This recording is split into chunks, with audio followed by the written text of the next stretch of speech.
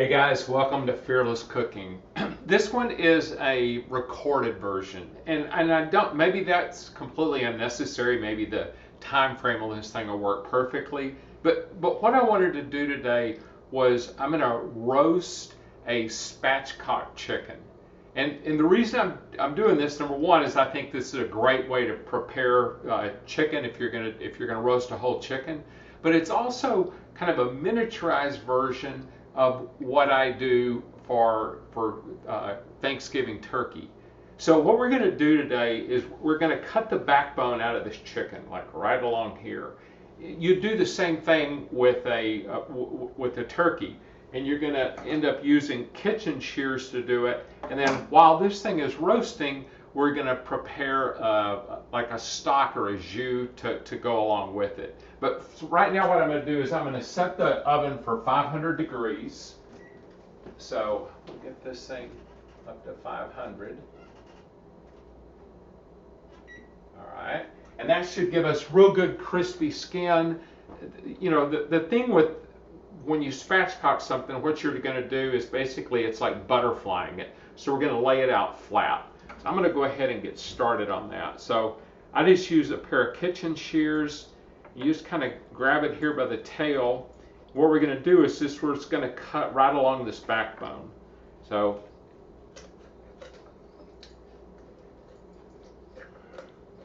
it's not super easy, but it's not crazy difficult.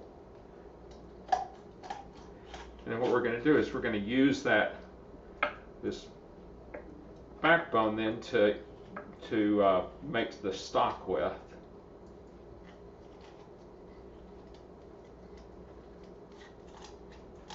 And this was a whole chicken that I got from Costco. They've got organic chickens there. You know, if I'd have had one of the ones that I get from Richardson's, I would have used that. Okay, so that's the backbone. We're just going to sit it here, and obviously I'm going to wash the. I'm going to lay it on like this.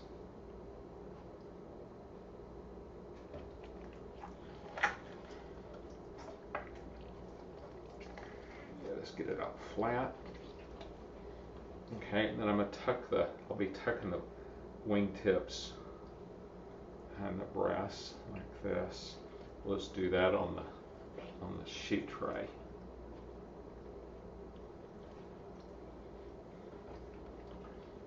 So let's go ahead and put it over there.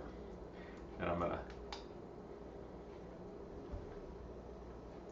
you know, it's like, you know, I think people would be more comfortable handling hand grenades than they would raw chicken. There's just something about it that it's like, okay, this is kind of this. It's almost like hazardous material. Well, hell, it is hazardous materials, and it's funny because, you know, I don't know what percentage of chickens that you get have, you know, what is it, salmonella? But you know, the way that we handle them, it's like you'd think it's 100%. So anyway, I'm going to put that there, move this out of the way. Now we'll just go ahead and, for the time being, so I've kind of violated my mise en place requirements. I didn't have this stuff there already. As to where I'm going to put the backbone, but we'll put it there for just a second while I figure that. Actually, there was a paper towel right there. It would have been perfect for that. All right, so now I'm going to wash off the cutting board real well. And I just use soap and water, and I just, you know, obviously get it as hot as it'll go. You know, I know people that, you know, will only do it after they use bleach, but, you know, that's kind of I think an overkill as far as your cutting board goes. That's one of the reasons that I started using the wood cutting board, is it supposedly has kind of some antimicrobial properties the wood does already. All right, put this here. All right, so what we're going to do next is we're going to salt and pepper this, and then I'll tell you what, I'll go ahead and chop the herbs. So what I did, I have some kind of what's left of some herbs in the, now it's in a greenhouse in the backyard, and I'm going to save the stems to go into the stock. And then I've got some sage here. I was going to use thyme, but the thyme that I've got is looking really sad right now, so it's not very viable. And Jude's been after me going, okay, what are you going to do with that sage? So I'm using it for the chicken. But you know, it's like if you don't cook with herbs all the time, it's like I just, you know, a lot of times I just don't think about it. I think about, you know, I put thyme in a lot of stuff. But sage, I know I've had it before. This been fried. I think Ethan did something with fried sage that was great. So that's something I've got to experiment with because it smells great. I also could have used, I had some oregano out there. I could have used that. So I'm just going to kind of mince this up. And we'll just sprinkle this on top.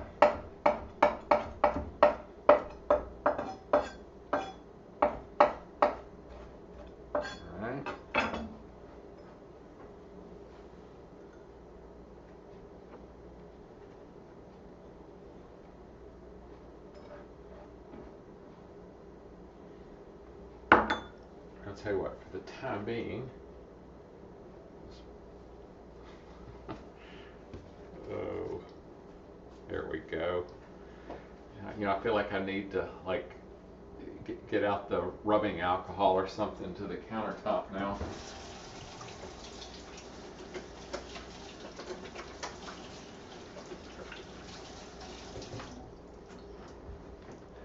All right, we're gonna put this up here. I'm just gonna hit it real good with some salt. And the skin's already torn, so it's not going to be perfect, but I think it'll be pretty good. Turn this thing over.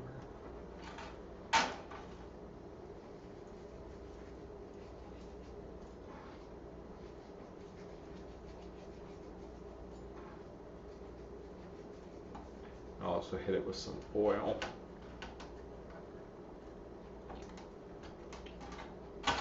And I've got it, I'm sitting it on a rack. So this is, you know, obviously just a regular sheet pan with a cooling rack in it. And then let me grab the oil. I'm going to use olive oil.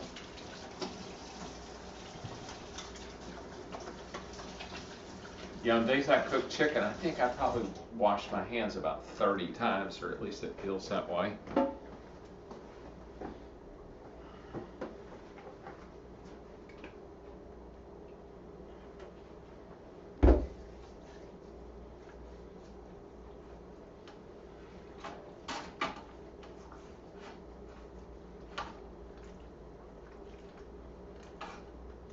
I'll hit it one more time.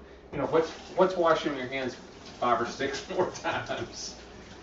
You know, it's like it's in the service of a tasty meal, so it'll be worth it.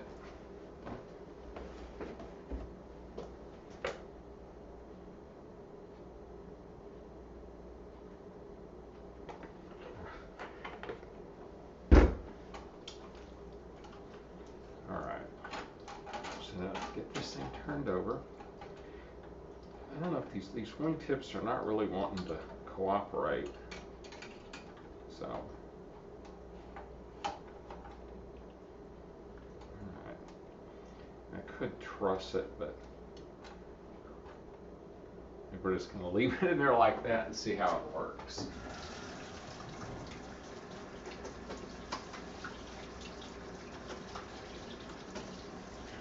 So, washing them one more time, then put the herbs on, rub it around some more, wash them again.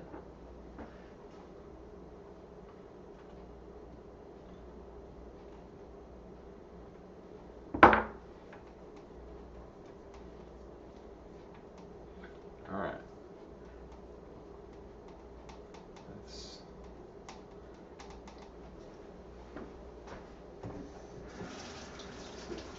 310. We got a little ways to go before it's ready for the oven.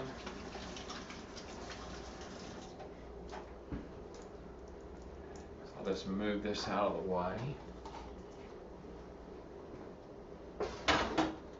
All right. So now then, we've got clear the stuff. Oh, I don't think I want to put chicken shears over there that have been used to deconstruct the chicken. So I have to pour a little vodka down inside the inside the knife block.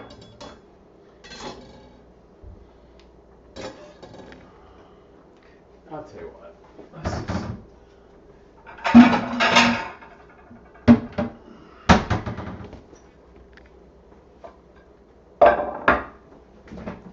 Done. Now, one more time.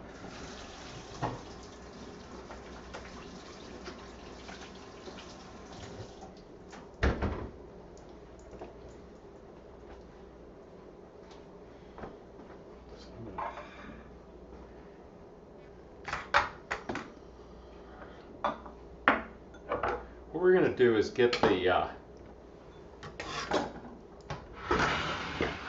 go ahead and get the bone kind of broken down. I can't believe I'm going to do this. I'm actually going to cut this thing up now, so I got to wash this thing again. I'll do this during the recording part of this deal.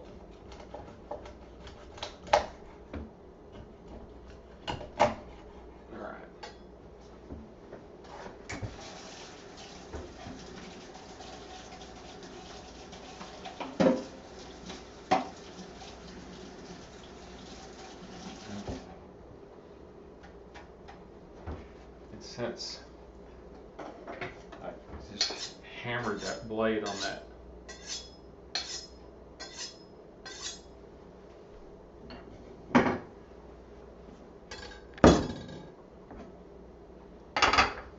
little avocado.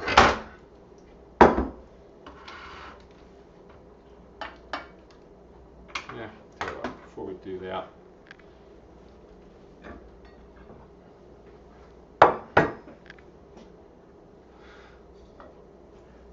Jesus.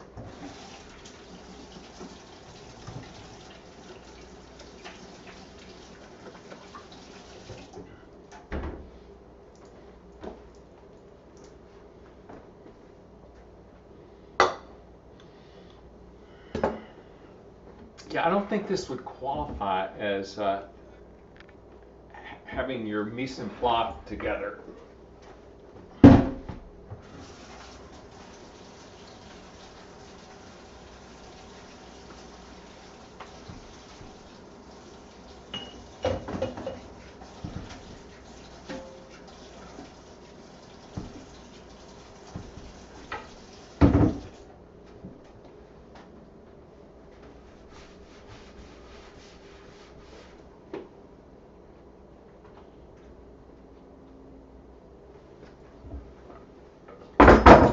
So what I'm going to do is go ahead and cut, and I'm leaving the skin on these because I'm going to, this is on the onion, and I haven't peeled the carrot. I'm just going to smash the garlic because I'm going to strain the stock, so I don't worry about taking the skin off the onion. In fact, I think it's supposed to add a little extra, onionness to it.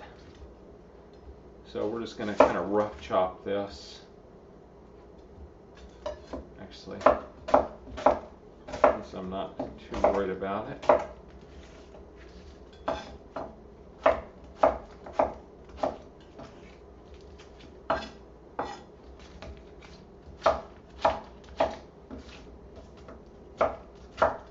And then we'll do the same with the carrots. Go ahead and using the ends. I've already washed them. If I had celery, I'd use that. I just was out of celery, so I thought, well, this will work. All we're trying to do is just to get some kind of a juice / sauce done. What we're going to use for that, we're just going to use the stems from the herbs, some bay leaves, the backbone. We're going to put a cup of dry vermouth in, and then just a cup of water. We're just going to let that reduce. So anyway, let's see, where are we temp-wise? 485. I'll be ready in just a second, but I'll go ahead and get the fire going here.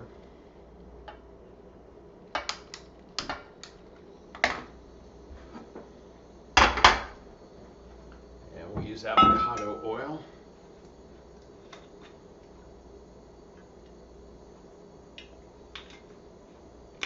It's not a lot, maybe probably about a tablespoon. Let's let that get a little bit of a heat.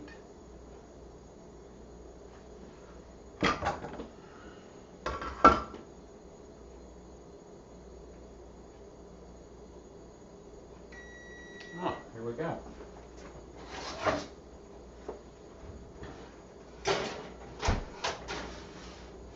I'm going to set the timer for 20 minutes just to start checking to see, make sure that there's not spots that are getting just, you know, a whole lot more brown than others.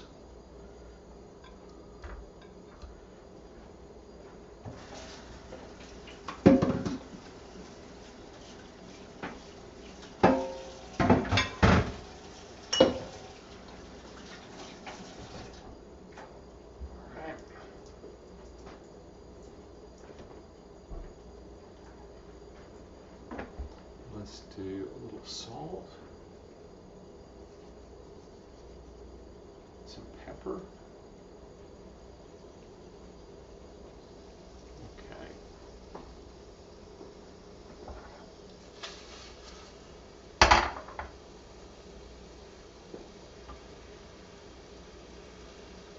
I'm just going to let this kind of hang out and brown this a little bit, and then we'll add the onions and the carrots in.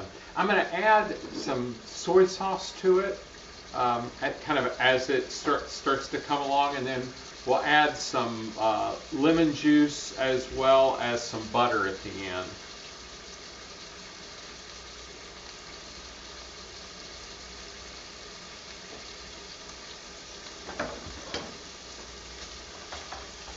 And you know, sauces are something that I didn't ever really take the time to mess with before. But what I realized is that it's a quick way to add another layer of flavor to whatever it is that you're cooking. I did the pork chop yesterday, and then after I was done with it, I was like, you know, I had read this one thing around doing a capers and lemon, and what else did it have in it? Chicken stock and white wine sauce. And I made it. It took me 10 minutes to do it, and it was fantastic.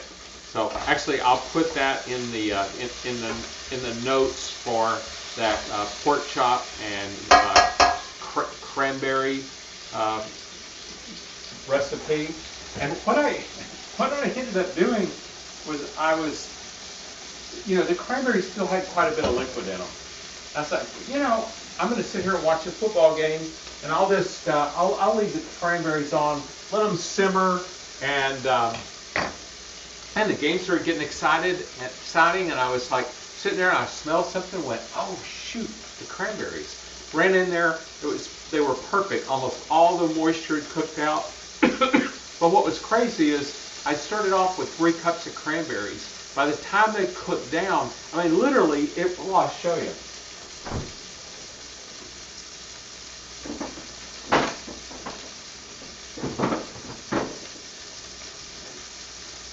That's what's left from 3 cups of cranberries. So to say that they're concentrated is a little bit of an understatement.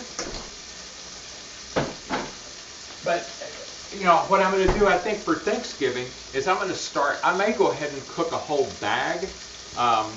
You know, that'll be a lot of orange liqueur and, you know, a lot of maple syrup and honey. But I think, you know, I just think that's going to end up tasting great. All right, so I'm going to add the other goodies in here. We're just going to let this kind of develop a little bit of flavor, and then we'll add some liquid to it. I'm kind of overcrowding the pot, but I think it'll work out.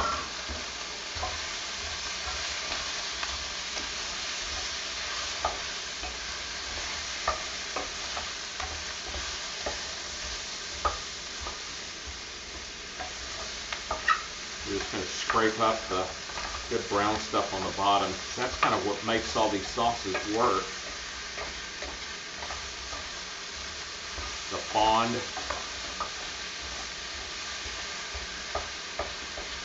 Oh yeah.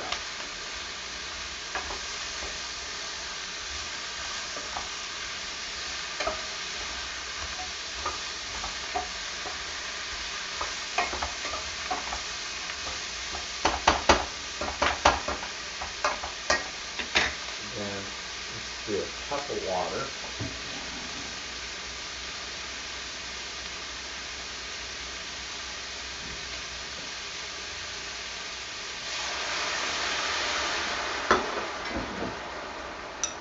And we'll do a cup of vermouth.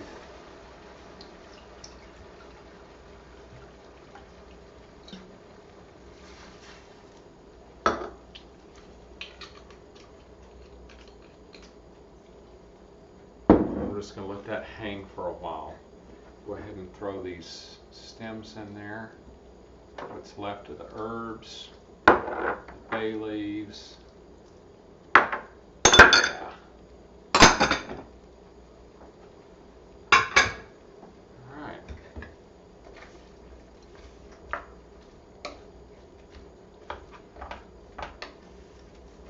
I'm going to add, actually I'll wait to adjust the salt until after this is kind of cooked down some.